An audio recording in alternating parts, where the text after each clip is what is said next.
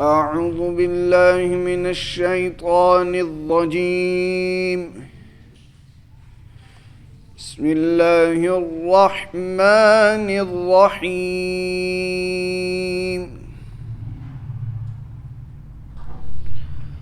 قالوا يا شعيب أصلاتك تأمرك أن نترك ما يعبد آباؤنا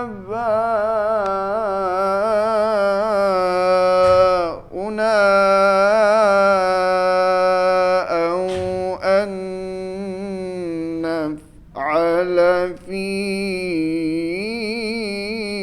أموالنا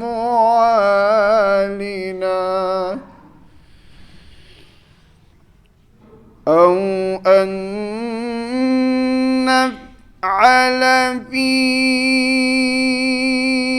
أموالنا ما نشاء إنك لأنت الحليم الرشيد.